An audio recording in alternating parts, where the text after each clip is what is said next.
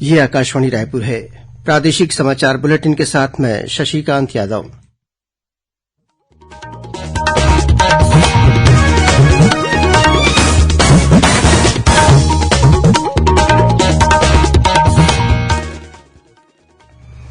और अब पेश है आज के मुख्य समाचार। राष्ट्रपति द्रौपदी मुर्मू आज बिलासपुर में गुरु घासीदास विश्वविद्यालय के 10वें दीक्षांत समारोह में शामिल हुई।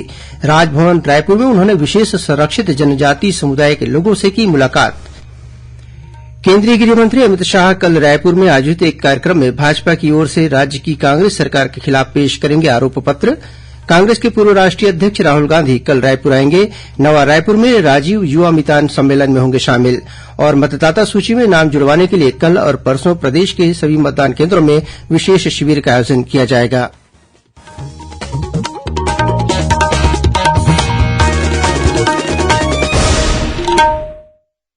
अब समाचार विस्तार से। राष्ट्रपति द्रौपदी मुर्मू आज बिलासपुर में गुरु घासीदास विश्वविद्यालय के 10वें दीक्षांत समारोह में शामिल हुई। उन्होंने युवाओं का आह्वान किया कि चंद्रयान मिशन की तरह ही जीवन को भी देखें और कठिनाइयों का डटकर मुकाबला करें, इससे सफलता जरूर मिलेगी। कार्यक्रम को संबोधित करते हुए राष्ट्रपति ने कहा कि विश्वविद्यालय के आसपास के क्षेत्र में आदिवासी समुदाय के लोग बड़ी संख्या में रहते हैं। उन्होंने कहा कि विश्वविद्यालय के छात्र छात्राएं जनजाति लोगों से प्रकृति के प्रति संवेदनशीलता, समानता का भाव और महिलाओं की भागीदारी जैसे मुद्दों के बारे में काफी कुछ सीख सकते हैं। राष्ट्रपति ने कहा कि इस विश्वविद्यालय का नाम गुरु घासीदास के नाम पर है, जिन्होंने मनखे मनखे एक समान का संदेश दिया था। श्रीमती मुर्मू ने कहा कि समानता के आदर्शों पर चलकर ही युवा सुख के रास्ते पर चल सकते हैं और सभ्य समाज का निर्माण कर सकते हैं। दीक्षांत समारोह को राज्यपाल विश्वभूषण हरिचंदन ने भी संबोधित किया। राज्यपाल ने कहा कि शिक्षा हमें संस्कारित तो करती ही है, साथ ही अनुशासित भी बनाती है। इस मौके पर राज्यपाल ने स्वतंत्रता संग्राम की विभूतियों के ऐतिहासिक योगदान का भी स्मरण किया। वहीं मुख्यमंत्री भूपेश बघेल ने कहा कि इस अवसर पर उपस्थित सभी प्रतिभाशाली छात्र छात्राओं ने अपने कठोर परिश्रम, मेधा और अनुशासन के बल पर स्वयं को उपाधियों और स्वर्ण पदकों के लिए योग्य सिद्ध किया है। समारोह में केंद्रीय जनजाति विकास राज्य मंत्री रेणुका सिंह, सांसद अरुण साव और विजय बघेल, उच्च शिक्षा मंत्री उमेश पटेल, बिलासपुर के महापौर रामशरण यादव तथा विश्वविद्यालय के कुलपति आलोक कुमार चक्रवाल सहित अनेक जनप्रतिनिधि, प्रशासनिक अधिकारी और विद्यार्थी उपस्थित थे। इससे पहले राष्ट्रपति द्रौपदी मुर्मू आज ऐतिहासिक और धार्मिक नगरी रतनपुर स्थित आदिशक्ति मां महामाया देवी मंदिर पहुंची। यहां उन्होंने पूजा अर्चना कर देशवासियों की सुख समृद्धि और प्रगति की कामना की। नई दिल्ली लौटने से पहले राष्ट्रपति ने आज शाम राजभवन रायपुर में विशेष संरक्षित जनजाति समुदाय के लोगों से भी मुलाकात की। इनमें इन समुदायों के 40 छात्र छात्राएं भी शामिल थे। राष्ट्रपति ने इन बच्चों से उनकी शिक्षा और भावी सपनों के बारे में पूछा और उन्हें प्रगति के पथ पर आगे बढ़ने के लिए प्रोत्साहित किया। भारतीय जनता पार्टी राज्य की कांग्रेस सरकार के खिलाफ कल 2 सितंबर को आरोप पत्र पेश करेगी।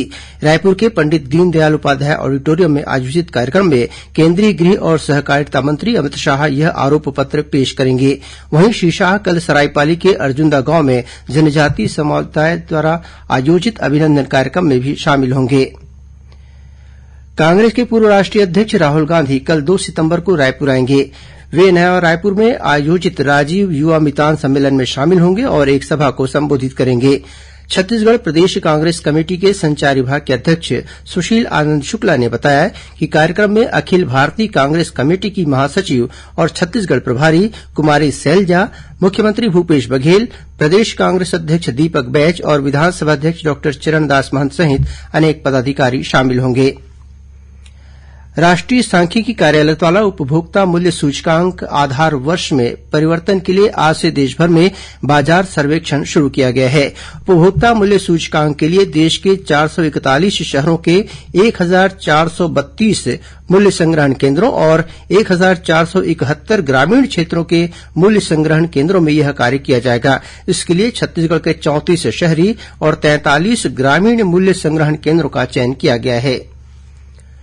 श्रोताओं, प्रादेशिक समाचार एकांश के समसामयिक विषयों पर आधारित कार्यक्रम बातों बातों में इस बार केंद्र सरकार द्वारा रसोई गैस की कीमतों में कमी किए जाने के फैसले पर अर्थशास्त्री प्रोफेसर आर.के. ब्रह्मे से ली गई भेंटवार्ता प्रसारित की जाएगी। इसका प्रसारण आकाशवाणी केंद्र रायपुर से कल 2 सितंबर को सुबह 10:30 बजे से किया जाएगा। इसे छत्तीसगढ़ स्थित आकाशवाणी के सभी केंद्र रिले करेंगे। प्रादेशिक समाचार आप आकाशवाणी रायपुर से सुन रहे हैं। छत्तीसगढ़ की खबरों से है आपका वास्ता और खबरों की विश्वसनीयता से है हमारा वास्ता। आकाशवाणी समाचार रायपुर के प्रादेशिक समाचार बुलेटिन के साथ ही हमारे समसामयिक कार्यक्रम आप रेडियो के अलावा अपने मोबाइल पर भी सुन सकते हैं। आकाशवाणी समाचार फेसबुक, ट्विटर और यूट्यूब पर भी उपलब्ध है। हमारा Facebook page Chhattisgarh news on AIR, Twitter handle CGAIR news और हमारा यूट्यूब चैनल है छत्तीसगढ़ AIR न्यूज। तो अब रेडियो के साथ ही आपके मोबाइल के जरिए भी हम पहुंच रहे हैं आप तक। छत्तीसगढ़ की हर खबर के लिए सुनते रहिए आकाशवाणी समाचार। और अब आगे बढ़ते हैं बाकी के समाचारों की ओर। मतदाता सूची में नाम जुड़वाने के लिए कल और परसों यानी 2 और 3 सितंबर को प्रदेश के सभी मतदान केन्द्रों में विशेष शिविर का आयोजन किया जाएगा। इस शिविर के माध्यम से मतदाता परिचय पत्र में नाम या पता गलत दर्ज होने पर उसमें सुधार भी किया जाएगा। इसके अलावा लोगों के आधार नंबर को मतदाता परिचय पत्र से भी जोड़ा जाएगा। प्रदेश में मतदाता सूची के पुनरीक्षण कार्य 11 सितंबर तक चलेगा। वहीं 4 अक्टूबर को मतदाता सूची का अंतिम प्रकाशन होगा। राज्य के सरगुजा जिले में अंबिकापुर रेणुकूट रेलमार्ग की मांग को लेकर विभिन्न राजनीतिक दलों और सामाजिक संगठनों ने आज से पदयात्रा शुरू की है। इस पदयात्रा में सरगुजा जिले के साथ ही उत्तर प्रदेश के कई लोग भी शामिल हैं। और ब्यौरा दे रहे हैं हमारे सरगुजा संवाददाता आलोक शुक्ला। आज सुबह सूरज की किरणों के साथ साथ जब छत्तीसगढ़ के अंबिकापुर और उत्तर प्रदेश के कई लोगों ने अंबिकापुर रेणुकूट रेल मार्ग के लिए एक साथ कदम से कदम मिलाते हुए चेतना पदयात्रा शुरू की तो सबकी उम्मीद भरी नजरें इस पर टिक गईं। 2 राज्यों व कई जिलों को जोड़ने वाले इस रेल मार्ग की मंजूरी आर्थिक, यातायात व पर्यटन जैसे क्षेत्रों में एक क्रांतिकारी कदम साबित होगा। ये यात्रा उत्तर प्रदेश के रेणुकूट रेलवे स्टेशन से आज शुरू हुई। रेणुकूट से यह चेतना पदयात्रा मार्ग पर पड़ने वाले पूरे चिन्हांकित स्टेशनों से होते हुए अंबिकापुर में विशाल आमसभा का रूप लेते हुए पूरी होगी। आलोक शुक्ल, आकाशवाणी समाचार, अंबिकापुर। प्रदेश में बीएड उत्तीर्ण अभ्यर्थी भी अब सहायक शिक्षक भर्ती काउंसलिंग में शामिल हो सकेंगे। इसके लिए ऑनलाइन काउंसलिंग आज से शुरू हो गई है, जो 7 सितंबर तक चलेगी। गौरतलब है कि सुप्रीम कोर्ट के निर्देश पर सहायक शिक्षक भर्ती के लिए ऑनलाइन काउंसलिंग में बीएड उत्तीर्ण अभ्यर्थी को शामिल किया जा रहा है। इस काउंसलिंग में पूर्व में जारी कट ऑफ रैंक के भीतर आने वाले बीएड उत्तीर्ण अभ्यर्थी भाग ले सकेंगे। जांजगीर चांपा जिले के अमोदा गांव में देशी शराब पीने से एक महिला सहित 2 लोगों की मौत हो गई है। मिली जानकारी के अनुसार नवागढ़ थाना क्षेत्र के ग्राम अमोदा में शराब पीने के बाद 2 लोगों की तबीयत बिगड़ गई। इसके बाद उन्हें अस्पताल ले जाया जा रहा था। इसी दौरान रास्ते में उनकी मौत हो गई। सूचना मिलने के बाद पुलिस के साथ कोरबा से एफएसएल की टीम घटनास्थल पहुंची और जांच शुरू की। पोस्टमार्टम रिपोर्ट में मौत का कारण स्पष्ट नहीं हो पाया है। इसे देखते हुए दोनों शवों के बिस्तरा को फोरेंसिक जांच के लिए भेजा जाएगा। पुलिस ने बताया कि मृतकों के परिजनों के बयान के आधार पर शराब बेचने और उपलब्ध कराने वाले व्यक्तियों से पूछताछ की जा रही है। रायपुर जिले के भांसोज इलाके में बीती रात 2 युवतियों के साथ सामूहिक दुष्कर्म का मामला सामने आया है। घटना की रिपोर्ट दर्ज कराए जाने के बाद पुलिस ने इस मामले के 10 आरोपियों को गिरफ्तार किया है। पुलिस के अनुसार पीड़िता अपने मंगेतर और छोटी बहन के साथ राखी का त्योहार मनाकर भानसोच के रास्ते घर लौट रही थी। इस दौरान एक मोटरसाइकिल पर सवार 3 युवकों ने उन्हें रोका और डरा धमकाकर मोबाइल और रुपये लूट लिए। इसी दौरान मोटरसाइकिल पर कुछ और युवक वहां पहुंचे और दोनों बहनों के साथ दुष्कर्म की घटना को अंजाम दिया। घटना के बाद लौटते समय पुलिस की गाड़ी देखकर पीड़िता ने इसकी सूचना दी। रात करीब 1 बजे रिपोर्ट दर्ज किए जाने के बाद पुलिस ने रेलवे स्टेशनों सहित कई जगहों पर दबिश देकर सभी आरोपियों को गिरफ्तार कर लिया है। राजनांदगांव विधानसभा क्षेत्र के ग्रामीणों ने धान की सूख रही फसलों को बचाने के लिए मटिया मोती जलाशय से पानी छोड़ने की मांग की है। इस संबंध में ग्रामीणों ने छत्तीसगढ़ युवा आयोग के अध्यक्ष जितेन्द्र मुदियाल के नेतृत्व में कलेक्टर से मुलाकात की।